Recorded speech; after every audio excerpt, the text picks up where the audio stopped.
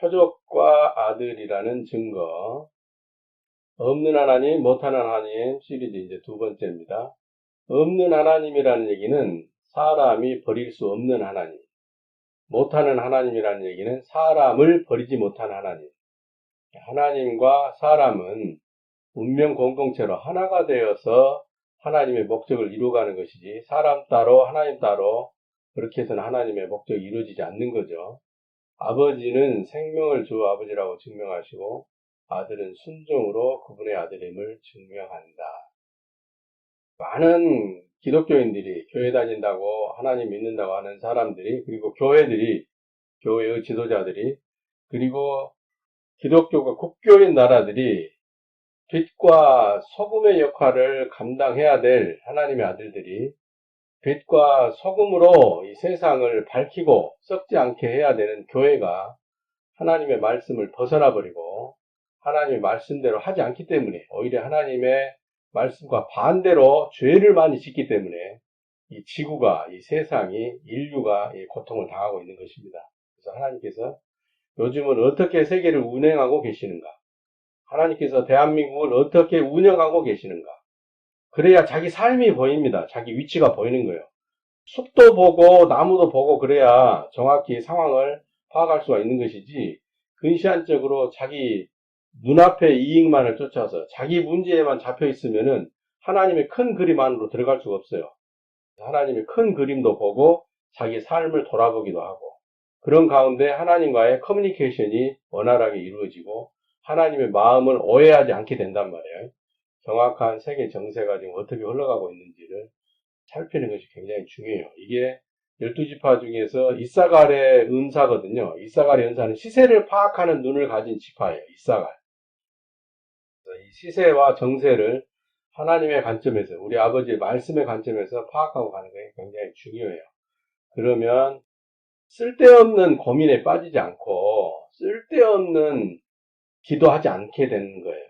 그래서 꼭 하나님께서 뭘 원하시는지, 나에게 요구하시는 것이 무엇이며 그것이 세계 정세 가운데 어떻게 비춰지는 것인지, 하나님 아버지의 말씀의 기준, 좌로 우로 치우치지 않고 베세메스, 태양의 집으로 가는 그 암소와 같이 똑바로 갈 수 있으려면 멀리 보고 가야 돼요. 운전할 때도 멀리도 보고 가까이도 보고 이렇게 살피면서 가는 것이지, 신앙을 균형 있게, 조화 있게 가기 위해서는 하나님의 큰 그림도 보고 또 세미하게 자기 삶을 살펴보기도 하고, 그런 가운데 쓸데없는 허공을 치는 신앙 아닌 열매가 맺히는 신앙, 유효한 신앙, 하나님께서 바라시는 믿음 가운데 우리가 갈 수 있다, 이렇게 말씀드릴 수가 있습니다. 그래서 오늘은 표적이라는 것이 무엇인지, 그리고 아들이라는 증거가 무엇인지, 이게 명확하지 않으면 하나님의 아들로서의 정체성과의 신분, 그리고 아버지께서 아들을 어떻게 대우하시고 아버지의 마음이 무엇인가를 잘 파악하지 못하면 신앙이 늘 방황을 해요. 이게 내가 지금 믿고 있는 것이 맞는지, 이것이 틀린 것인지, 차라리 돌아가야 되는 거 아닌가. 특별히 오늘 설교는 이전의 모든 설교들의 종합판이라고 보시면 되겠고, 굉장히 중요한 설교이기 때문에 제가 잘 다듬어서 여러분들에게 잘 전달해 드릴 테니까 이걸 잘 받아들이셔서 여러분의 마음에 잘 간직하시고 여러분의 것으로 잘 소화해서 나의 복음으로 다른 사람에게도 당당하게 얘기할 수 있는 그런 하나님의 종된 아들들이 되시기를 축원해 드리는 바입니다. 아버지는 생명을 주어서 아버지라고 증명하시고 아들은 순종으로 그분의 아들임을 증명한다. 하나님이 내 아버지라고 증명하는 것은 아들의 몫이고, 아버지가 저는, 야는, 얘는, 이 사람은 내 아들이라고 증명하시는 것은 아버지 몫이잖아요. 아버지 손바닥과 내 손바닥이 마주쳐서 소리가 날 때 그 신앙이 정확한 신앙인 것이고, 그럴 때 걱정, 근심, 염려를 하지 않는단 말이에요. 아버지는 생명을 주어서 아버지라고 증명을 하시고, 아들은 아버지의 말씀에 순종함으로 아들이라는 것을 스스로 증명해 보이는 거예요. 할렐루야. 아들인지 검증하려는 자들이 많았어요. 예수 그리스도가 네가 하나님 아들이냐? 마귀와 대제사장들, 배웠다고 하는 사람들이 그랬습니다. 마태복음 4장에 나오죠. 마귀가 말합니다. 네가 하나님의 아들이라고? 그러면 저 높은 성전 꼭대기에서 뛰어내려봐. 그러면 시편 91편에 기록되어 있는 것처럼 네 아버지께서 천사를 보내가지고 네 발이 돌에 부딪혀서 으스러지지 않도록 받아주시고 붙들어 주실 거야. 표적을 보이라는 거죠. 마귀가. 네가 하나님의 아들이라는 표적을 보여. 그러니까 예수께서 대답을 하십니다. 너는 주 하나님께 그것을 증명하라고 할 수 없다. 하나님의 증명은 생명의 증명인 것이지, 생명을 주어서 낳으면 아들인 것이고 생명을 주신 분은 아버지이고 생명을 받은 자는 아들인 것이지 더 이상 뭐가 필요하냐 그 얘기인 거예요. 마귀 너는 하나님의 아들이 아니므로, 하나님이 너에게 생명을 주시지 않았으므로, 너는 하나님의 자리를 넘본 배신자이므로, 배반자이므로 너는 하나님에게 이 사람이 당신의 아들입니까? 라고 증명하라고 요구할 자격이 없다. 그렇게 얘기하고 있는 거죠. 마가복음 14장 61절부터 62절에도 보면 대제사장들이 묻습니다. 네가 복되신 주 하나님의 아들인 그리스도스라는 것이냐? 예수께서 대답하십니다. 그렇다. 내가 바로 그분의 아들이다. 내가 나무 형편에 죽고 나서 권능의 주 하나님 오른편에 앉게 되면 너희는 하늘구름을 통해 성령을 받게 될 것이다. 이것이 내가 하나님의 아들이라는 증거이다. 라고 얘기하는 거예요. 뭘 말하는 거죠?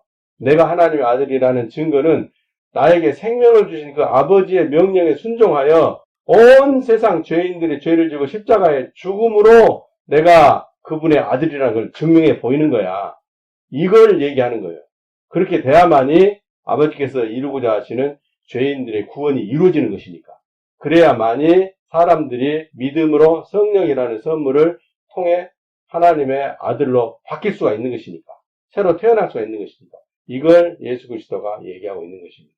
아버지는 생명으로 아들인 것을 증명해 주시고, 아들은 그 아버지의 뜻에 순종하여 그 일을 성취함으로 아들이라는 것을 증명해 주는 거예요. 하나님의 증명은 생명이고 아들의 증명은 순종인 거예요. 예수 그리스도 당시에 가뭄이 들고 유대인 관원들과 또 로마의 식민지로 있으면서 엄청나게 늑탈해 가고 약탈해 가기 때문에 먹을 양식이 부족했어요. 그래가지고 농사 지으면 로마에서 뺏어가지, 또 마태 같은 삭개오 같은 동포로서 세무공무원들이 또 뜯어가지. 그런데다가 가뭄이 와가지고 농사를 지어도 농사가 되지도 않지. 그러니까 농사 열심히 지어봤자, 양을 열심히 키워봤자 다 뺏기고 자기들 먹을 것이 없으니까 그냥 자진해서 거렁뱅이가 된 거예요. 그런데 하나님께서 구원자를 보내셨다. 하나님께서 우리를 이 배고픔에서, 이 기근에서, 로마 식민지 압제에서 해방시킬 수 있는 구원자, 메시아, 그리스도스를 보냈다고 하니까 사람들이 몰려든 거예요. 현실적인 그 문제, 먹고 배부르는 그 문제, 먹을 것을 얻고자 하는 그 문제 때문에 따라다니는 것이거든요. 너희들이 나를 따라다니는 것은 내가 먹게 해준 그 빵을 먹고 배불러서 따라다니는 것이지, 그렇게 예수 그리스도가 얘기한단 말이에요.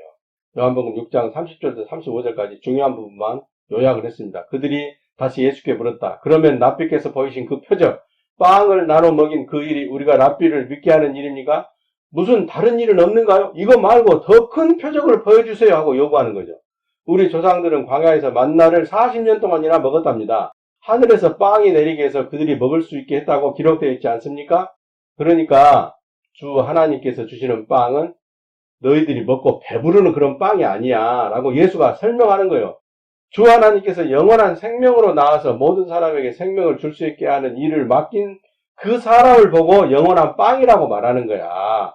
이 빵을 먹을 때 십자가에서 나무 형틀에서 예수 그리스도가 못 박아 죽을 때 믿음으로 그와 함께 죽는다는 상징적인 표현입니다. 그 살을 먹고 그 피를 마시는 자는, 예수가 그리스도라는 것을 믿는 자는, 그 예수 그리스도와 함께 죽었다고 믿는 자는 그걸 말하는 거예요. 그러면 너희들이 찾는 그 육신의 배를 부르게 하는 그 빵 때문에 전전긍긍하지 않게 될 것이다. 그리고 갈증이 나서 목마르지도 않을 것이다. 이렇게 말씀하는 거예요. 그러니까 따라다니는 사람들은 배고픔에 빠진 현실 문제를 해결하기 위해서 메시아라고 그리스도스라고 따라다니는 거죠. 근데 예수 그리스도는 이건 문제가 아니야. 너희들은 영원한 생명을 얻어야만 돼 라고 얘기하는 거죠. 이 얘기를 하니까 사람들이 야, 이 말씀은 도무지 우리가 알아들 수가 없네 하고 다 떠나가 버렸단 말이에요. 많이 떠나가 버려요. 그리고 12제자만 남는 거예요. 그러니까 예수님이 요한복음 6장 61절 이하에 보면은 너희도 갈래? 하고 물어보니까 제자들 하는 말이 영원한 생명을 얻게 하는 말씀을 가르쳐주는 선생님이 여기 계신데 우리가 또 다른 선생님을 왜 찾아가겠습니까? 하고 떠나지 않거든요. 기대감이 있어서 예수 그리스도를 통해서 아직 충족되지 못한 소망에 대한 이유를 알고 싶어서 머물러 있게 되는 거죠. 먹고자 하는 자들의 요구도 뭐였어요? 더 큰 기적은 없는가요? 더 큰 표적을 보여줄 수 없는가요? 하고 찾았단 말이에요. 그러나 예수님이 하신 말은 영원한 생명을 얻는 것, 그것이 중요하다. 생명 얘기를 하고 있는 거예요. 하나님의 아들로 하나님의 일을 맡은 내가 온 세상 사람들의 죄를 짊어지고 나무 형틀에서 죽을 때 믿음으로 그 하나님의 말씀대로 죄인이라는 것을 고백하고 나와 함께 죽으면 영원한 생명을 받게 되는 거야. 이것이 중요한 일이지 지금 먹고 배부르는 그 빵 얘기 할 때가 아니다라고 예수님이 말씀하시는 겁니다. 예수 그리스도를 통해서 수많은 표적들이 일어나죠. 요한복음 2장에서도 물이 포도주로 바뀌는 사건, 요한복음 5장에서도 38년 된 움직이지 못하는 병자가 일어나서 자리를 들고 걸어가는 사건, 5병이어 7병이어 무리를 걸어오는 그런 일들, 사람으로서는 할 수 없는 일들이 일어나요. 사인이 있다니까요. 표적이요, 기적이요, 미라클이요, 이적이요.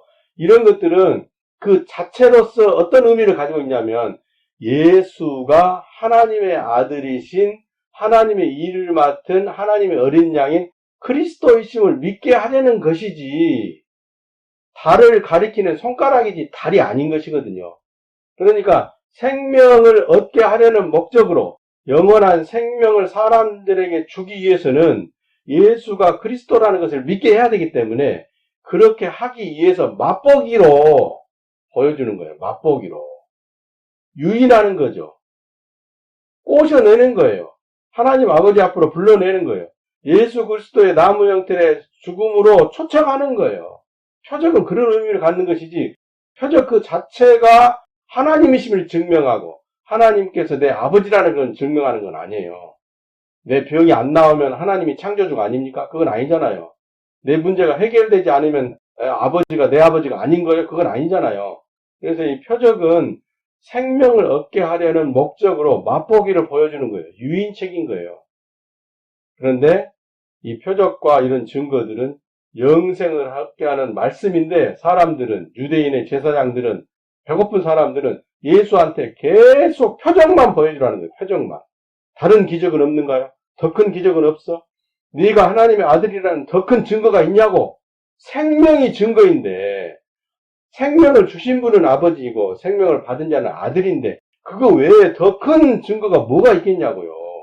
호적증명서, 주민등록등본, 기본증명서, 여러분 이것도 다 위조되고 조작될 수가 있어요. 잘못 기재될 수가 있고.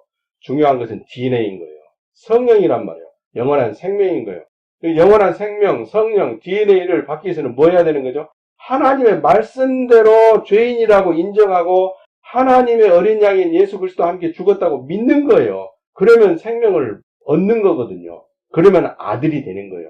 그것이 가장 강력한, 가장 중요한, 가장 정확한 증거인 것입니다. 하나님이 내 아버지이시고 내가 그분의 아들이라는 가장 강력한 증거는 생명 관계 속에서 생명을 주는 자는 아버지이고 생명을 받은 자는 아들이라는 거예요. 생명보다 더 강력한 증거는 없다. 믿음으로 얻는 영원한 생명인 성령보다 더 강력한 증거는 없다. 그것이 가장 정확한 증거이다. 호적등본, 기본증명서, 호적초본 다 조작될 수도 있다. 병원에 출생증명서도 바꿔치기가 되는 세상이거든요. 그런데 무엇보다 중요한 것은 생명을 주신 자는 아버지이고 생명을 받은 자는 아들이라는 것. 이 증거는 변함이 없는 것이다. 여기에 이 생명 관계에 집중하시기를 부탁을 드립니다. 아버지는 생명으로 아들이라고 보증하신다. 고린도후서 1장 22절과 고린도후서 5장 5절에는 뭐라고 기록되어 있냐면 사도 바울이 말합니다. 주 하나님 아버지께서 아들이라는 보증으로 우리에게 영원한 생명인 성령을 주셨다. 우리를 죄인이라고 인정하고 예수 그리스도와 함께 죽었다고 믿은 우리에게 아들이라는 보증으로 영원한 생명인 성령을 주신 거예요. 그러니까 성령을 내가 받았으면 영원한 생명을 내가 하나님으로부터 받았으면 하나님의 아들이라는 보증을 받은 거예요. 이것이 하나님의 증명입니다.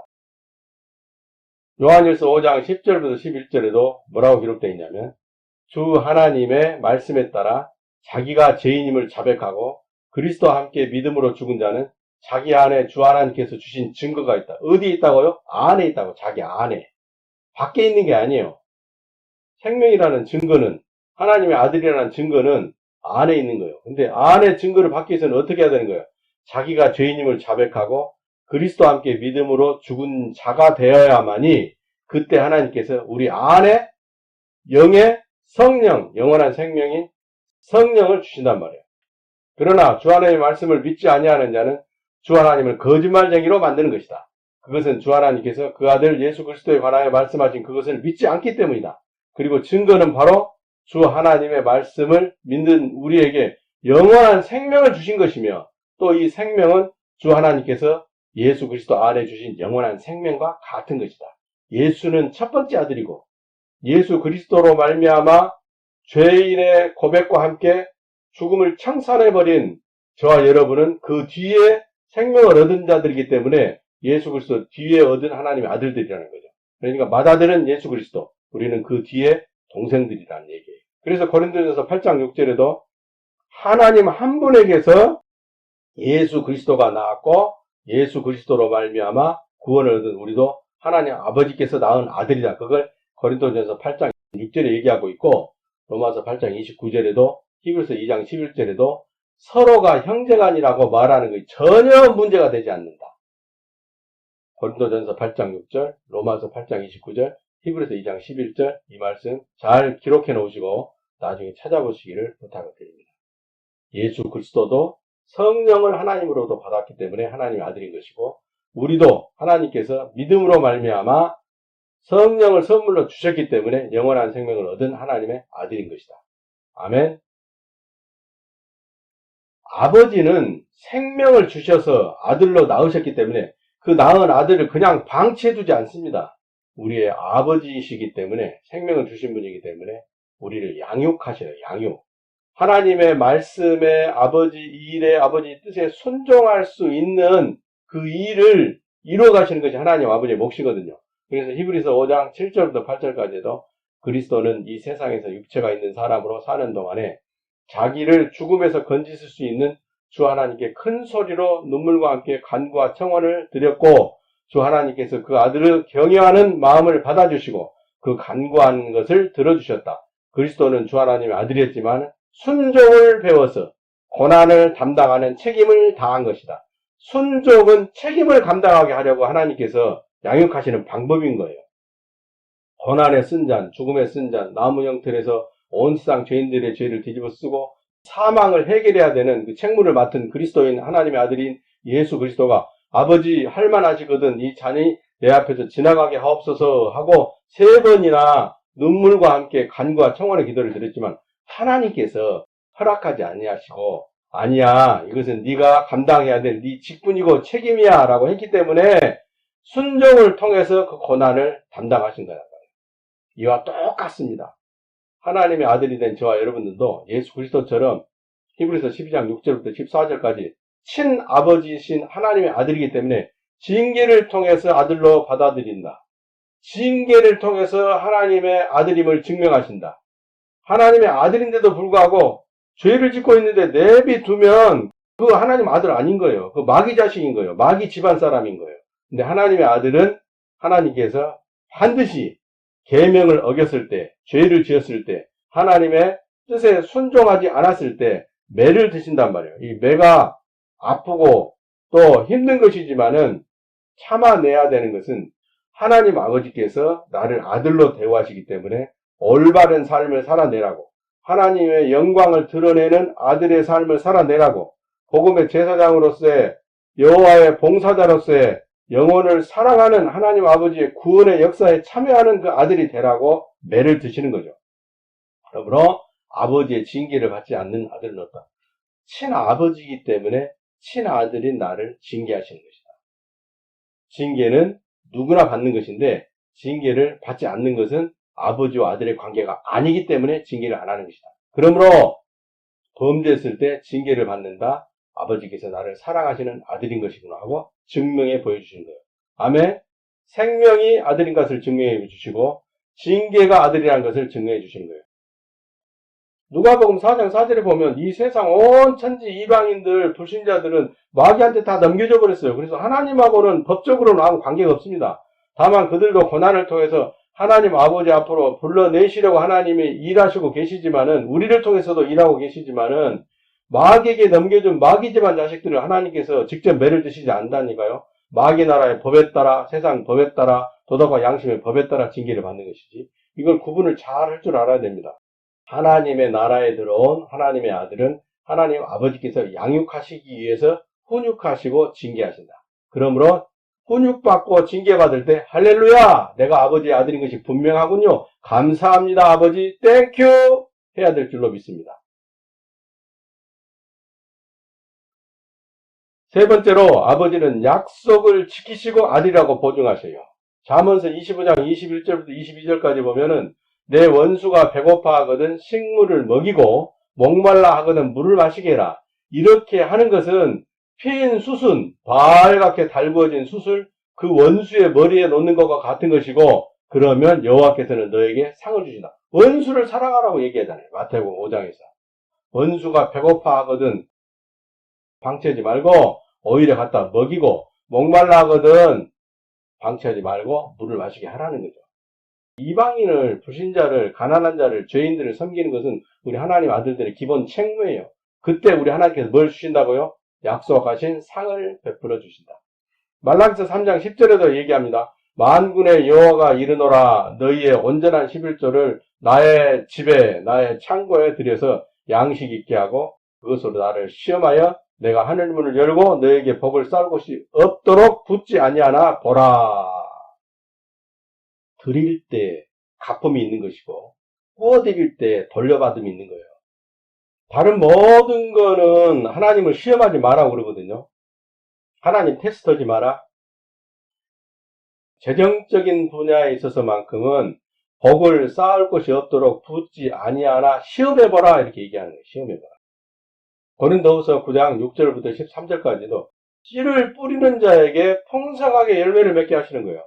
씨를 뿌리면 농부의 뜻에 따라 씨를 뿌리면 먹을 양식과 심을 씨앗을 풍성하게 주셔요. 그러므로 말미암아 의로운 씨앗의 열매를 맺게 하시고 그것으로 항상 범사가 부유하게 돼요. 항상 범사가 차고 넘쳐요. 그래서 더 곤란한 사람들을 더 도울 수가 있어요. 그러면 우리를 통해 전달되는 은혜의 성금 때문에 많은 사람이 나를 사용하시는 나의 주인 되신 내 아버지께 감사하게 돼요. 이것이 하나님의 솔루션이에요. 이게 하나님의 지혜로운 방법인 거예요. 약속을 지키시고 아들이라고 증명하시는 거예요. 심은 대로 거두게 하신다. 이것이 내가 하나님의 아들이라는 증거이고 하나님이 내 아버지라는 증거가 되는 것입니다. 과거의 역사 속에서 있었던 이런 모든 반면교사적인 이런 일들이 우리에게 거울이 되고 또한 마지막 날을 겪은 우리에게 교훈하기 위하여 기록된 것이다. 그런즉 주 하나님의 나라로 세워진 자로 스스로 생각되거든 넘어질까 조심해야 된다. 사람이 당하는 모든 죄의 유혹은 너희가 감당할 만한 것들이니 오직 주 하나님은 공의로우셔서 너희가 감당할 수 없는 유혹을 당하게 하시는 분이 아니다. 죄는 얼마든지 참고 이길 수가 있다는 거죠.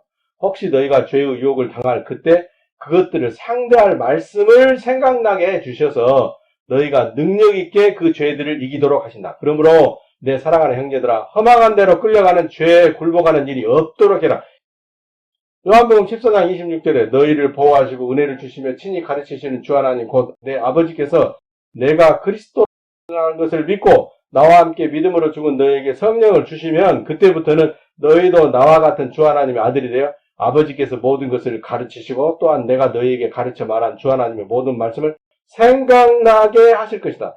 여러분 하나님의 말씀을 배워야 되는 이유는 하나님의 말씀을 정확히 이해하고 깨우쳐야 되는 이유는 우리가 죄와 상대해서 싸울 때 우리 머릿속에서 지절거리고 속살거리고 합리화시키고 핑계대고 우리를 유혹하고 사망으로 끌고 가고 실패하게 만드는 이 죄들과 싸워 이기기 위해서 하나님의 말씀을 배워야 되는 것이고 그래야만이 하나님의 말씀이 생각날 수가 있게 되는 거예요. 아멘. 교회를 다니고 말씀을 공부하고 기도를 하는 이유는 바로 이것입니다. 기도하는 동안에 하나님의 말씀이 생각나서 우리에게 죄를 이길 수 있는 힘을 주시고 하나님의 약속을 상기할 수 있는 언약의 말씀들을 기억하게 해주셔서 참고 기다릴 수 있게 하시고 우리가 하고 있는 착한 일들, 선한 일들을, 가난한 자를 돌보는 일들을 성실하게 잘 할 수 있도록 인도하시는 거예요. 그래서 아버지는 말씀으로 아들을 초장으로 인도하신다. 이것을 확실하게 머리에 새기시기를 축원을 드리는 바입니다. 말씀이 생각나야 된다. 말씀으로 양육하고 인도하시기 때문에